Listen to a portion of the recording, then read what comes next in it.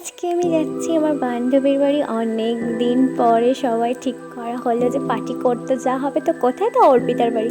তো আমরা বেরিয়ে পড়েছি, আর দেখো অটো লাইন এত, মানে বলার মতো নয়। তো আমরা তারপর ফাইনালি অটো পাওয়ার পরে অর্পিতার বাড়ির সামনে গিয়ে একটু খাবার দাবার কিনলাম ওর মেয়ের জন্য। গিয়ে দেখি বান্ধবী খুব কাজ করছে আমাদের জন্য, আর মাম্মাম পড়াশুনো করছে। মাম্মামের শরীরটা খারাপ, তো আমি একটু গালটা টিপু টিপু করে দিয়েছি।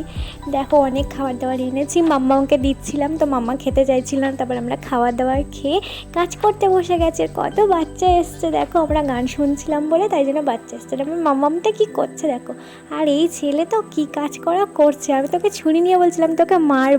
ছেলে রান্না করতে খুব ভালো পারে, জুতো সেলাই থেকে চণ্ডীপাঠ সবই কিন্তু ছেলে পারে।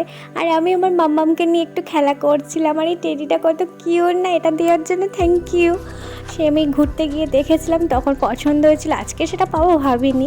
তো ছেলের এখন রান্না হয়ে গেছে মাংস। তো আমরা মাম্মামকে নিয়ে একটু নাচছিলাম, মাম্মাম আমার কোলে উঠেই নাচবে। আর আমরা কি করছি দেখো।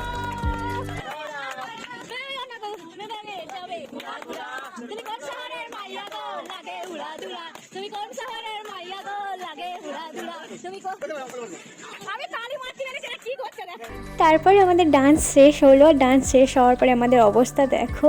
তো আমরা সবাই খাওয়া দাওয়া করে নিয়েছি, আর অনেকক্ষণ আড্ডা দেওয়ার পরে তারপর বাড়ি যাওয়ার জন্য বের হয়ে পড়েছি।